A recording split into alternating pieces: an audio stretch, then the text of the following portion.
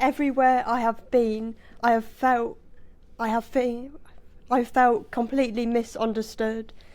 I have hardly had any help at any of my schools or colleges because no one understands DLD. Teachers have never believed my mum. They do not see my masking and fawning, my inability to speak up in class, my social anxiety, and how it all comes from having severe DLD. They have never seen my sheer frustration or violent meltdowns at home. They have always thought Mum was being over anxious or difficult.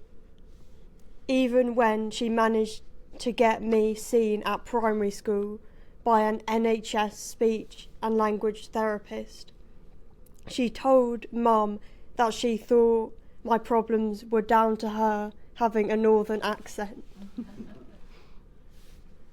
Because I have always been well behaved and quiet and cannot speak up, I always suffer from selective mutism. I have often been ignored by teachers. Sometimes I have felt completely invisible, and this has been so traumatic for me. I have never been able to make friends and have never been with children or young people like me. I have never fitted in. There are no suitable schools near us for someone like me. When I went up to secondary school, I just couldn't cope at all, and my meltdowns at home became much, much worse. So, despite being diagnosed with severe DLD at 11, I have always really struggled in education. Nobody has ever known what DLD is.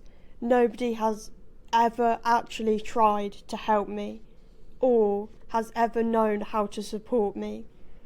No one has ever understood the huge impact it has on everything.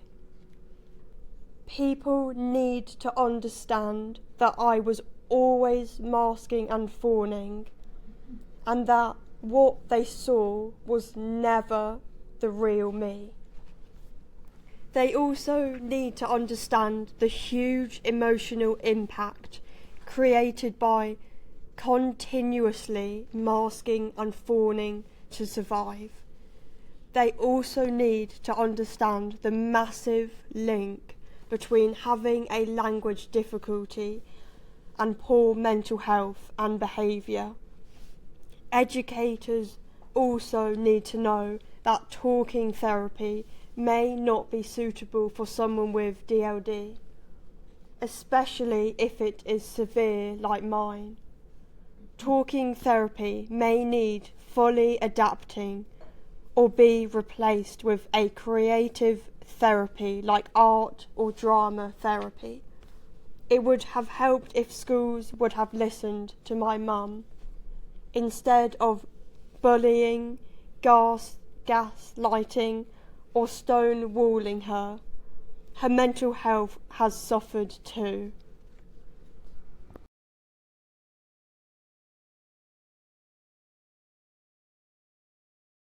That they are often completely invisible. That a very quiet child may be really struggling to understand and speak, but may be desperate to communicate. That pupils do not have to be disruptive to have DLD or need help. That speech and language needs are so pervasive and affects absolutely everything in your life. You can never escape language, ever. So if communicating is hard, your life will always be hard. People in all educational settings need to know how to spot speech, language and communication needs, and how to get the person a referral for a full speech language assessment. All they seem to know about at present is ASD and ADHD assessments. Teachers and lecturers need to know how to make teaching more accessible and inclusive for people like me, and also the whole class will benefit.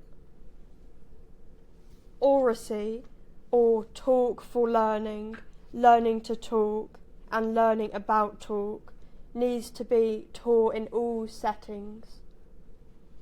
This also can make a huge difference to a person's confidence and future opportunities. Public speaking like this is something I could never have imagined doing a few years ago. But with the right support, encouragement and a script and opportunities, I am now able to get my voice heard and hopefully make a difference.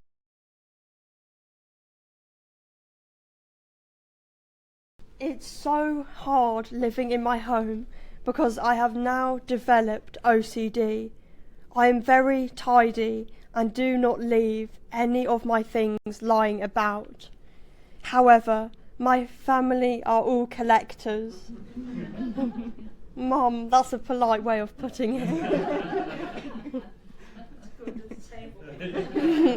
Looks amazing to me. And they all have loads of stuff. They are all messy and all leave bits out. I find it very hard to relax sometimes. Considering the wider family, I get very anxious at any family get-togethers, especially if we are eating. I would rather be walking the dog or moving around. Even though I am obviously the most comfortable at home, I still sometimes mask just because explaining is so hard, especially when I am tired. Plus, it is a habit now, and I do not know how to stop. They support me, fight for me, and try to understand me. My mum advocates for me all the time with everyone. We all have lots of fun together. We go to lots of interesting places like the theatre and exhibitions. These trips show me that there are lots of other different opportunities out there for someone like me. My parents and sister are all creatives, so I have always been surrounded by creative people and ideas. I think this has made me see things in a different way and be more open-minded. This has helped me understand my strengths and be more optimistic about the types of things I could do in the future. My twin sister Reva is my best friend. I love doing things with her and being with our dog Boo. My family always tries to find the best places for me to go or access support, despite there are not being suitable places nearby. They believe in me and encourage me to be brave and get my voice heard. They are also ambitious for me. For example, just because I have a lot of diagnosis and don't fit into the mainstream mould does not mean that I should be unpaid and volunteer in a charity shop for the rest of my life.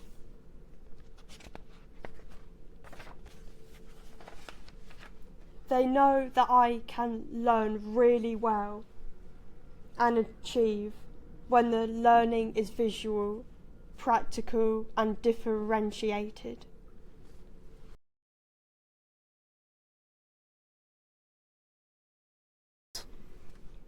Everything is a challenge for me. in the wider world. I honestly do not know what I would do without my mum and my family. It terrifies me to think about the future and being an adult. I am meant to suddenly become an adult and be independent at 18. How? Without specialist support. I have barely any friends. Everything involves talking, so I need help to do everything that involves communication. My mum has to first explain to everyone, wherever we go, what DLD is and how it affects me. People do not get it because I can talk. They think you must be non-verbal and autistic to have severe speech and language needs. They are usually unable to understand DLD.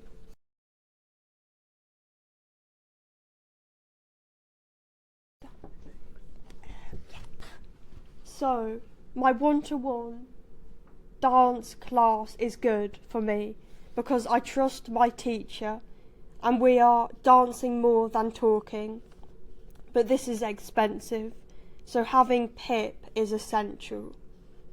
Also, I have a lovely carer who is funded by social care, who takes me there and back. When he has time, he has also been teaching me embroidery skills.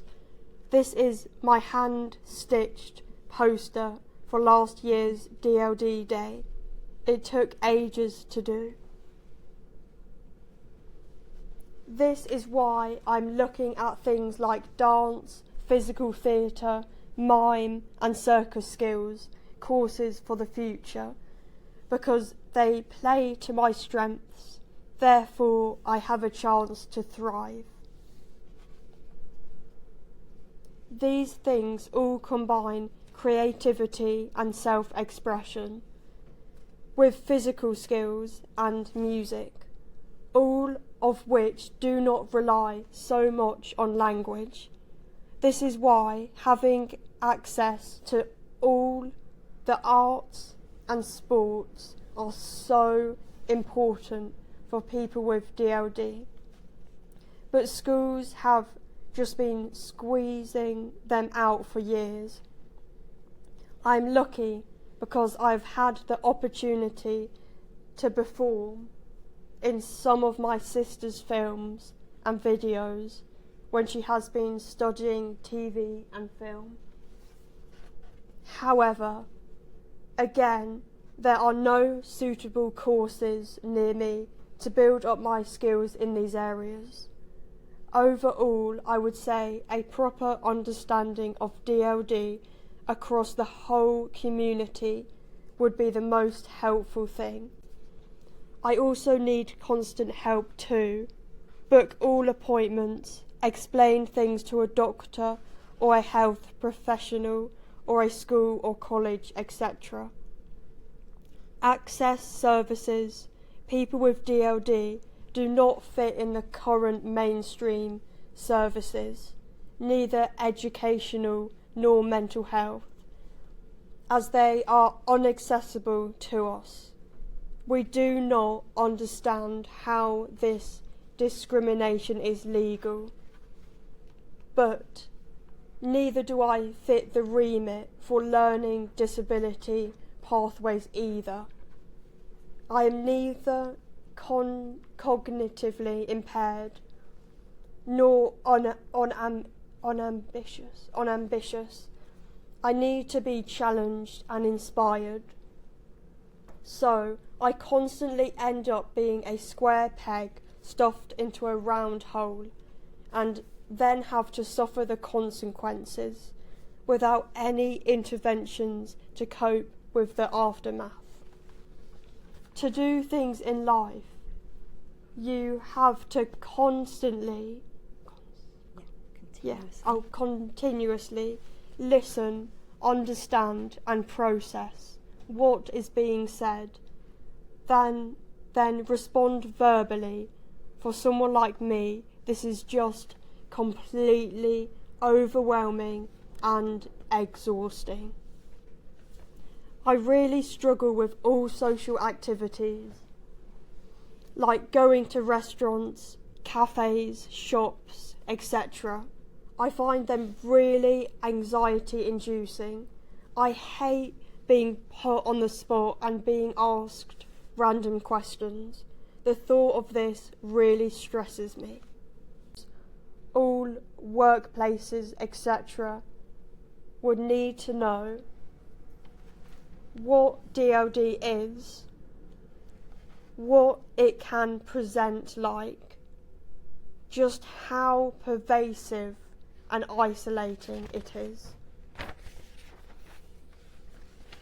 how it can negatively affect mental health and well-being, and what to do if they suspect someone they meet has DLD. In the meantime, they need to know how to support and enable someone with DLD. All educators need to be taught explicit strategies to use, and these need to be actually taught and demonstrated clearly, ideally face to face, with real life examples and visuals, not just vague suggestions in the staff room that are instantly forgotten. Everywhere needs to be made a lot more accessible to people like us. We have a lot to offer. There is definitely not enough flexibility or creativity involved in adapting services at the moment. Obviously, more research into DLD would then show us what actually helps people with DLD. But in the meantime, they could ask us. Also, do not be afraid to have a laugh with us. We might have DLD, but it does not mean we do not have a sense of humour. I know people have good intentions, but sometimes DLD content can be sometimes quite dull. We need more playfulness, imagination and creativity.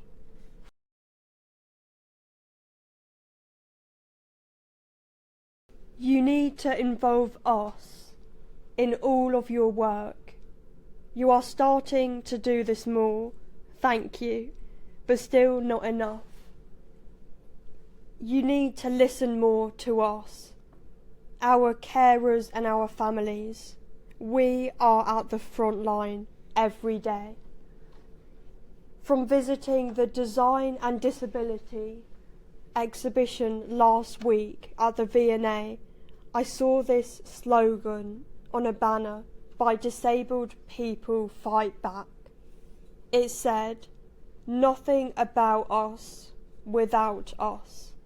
This really spoke to me.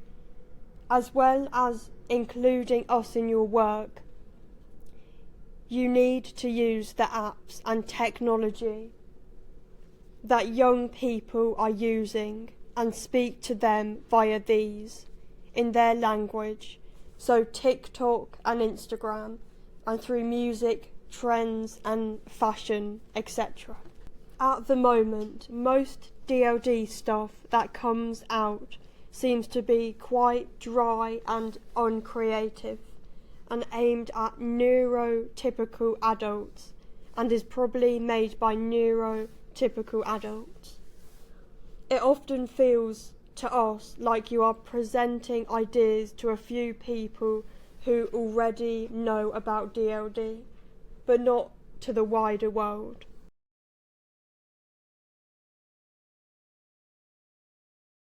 I enjoy having my DLD Instagram on the go, at my DLD life. I enjoy sharing things and communicating about what it's like having severe DLD through art and dance, etc. I love my one-to-one dance lessons and being creative in lots of ways, like drawing and making videos. I love the cinema and going to musicals. My favourite musical at the moment is Six. I love the dancing, the costumes and the songs. I enjoy doing talks like this about DLD and trying to make a difference. I love being with my twin sister Reva and dog Boo. I enjoy walking and being in nature. I love rummaging around charity shops. There are loads of things I want to do in the future. I want to do more campaigning around DLD. I would love for us to make a TV documentary about DLD so everyone can hear about it. Chris Packham, here I am. I want to make animations about DLD. I want to put more short dance films out. I want to learn some aerial circus skills.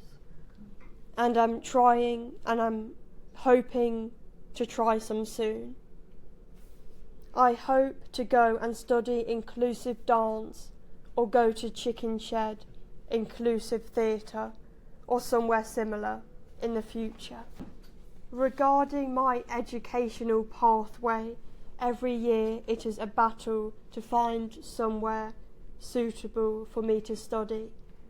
There are barely any options for someone like me with DLD.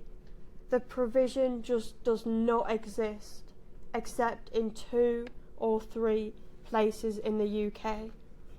So, even though I want to be creative and study dance and physical theatre, etc., I am currently signed up to do horticulture with beekeeping, some cooking and functional maths, because this is all we can find to meet needs. It is not even very close. Obviously, this is not ideal.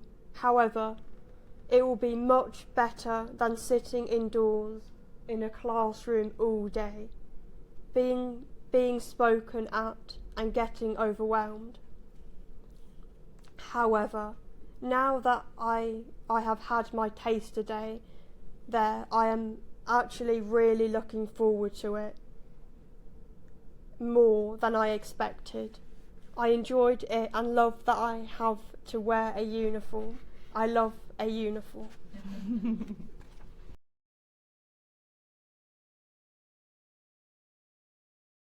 Involve people like me with DLD in every single decision. If you are neurotypical and not a parent, carer of someone with DLD, you do not know what life is really like for us. How relentless and exhausting it is to have to fight for everything with practically no help. My mum and her 2 DLD mum friends have all had to stop working as the stress, time and toll of supporting and fighting for me is just never ending. Again, nothing about us without us needs to be put into action. Up until now, almost everything that is done about us is done without us. Please put adults with DLD like me and Damien Quinn in the spotlight too. It makes me very frustrated when I look on Speech and Language UK's Instagram because it's just got little kids on. This is misleading because then people just think it's a childhood condition that children grow out of with a bit of speech and language therapy. What are adults with DLD meant to do?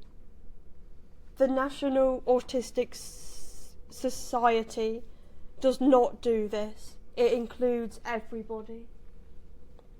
Think about it. When you are an adult, you need to go to appointments on your own, get a job, look after your children, speak up even more, and crack on. It terrifies me just thinking about the future. Adults need as much help, if not more help. As children with DLD, yes, early diagnosis and support is needed, obviously, but definitely not at the expense of young people and adults too. Also, little children with DLD cannot comment on their experiences and reflect on what was helpful or not. But we can. We have lived experience. You need to listen to young people and adults like me to be able to help children with DLD, as we have been through the system. Even doing things when I have my mum with me is really hard. Just think about that. It gets harder and harder as you get older because life gets more complicated. Thank you so much for listening and for giving me this opportunity.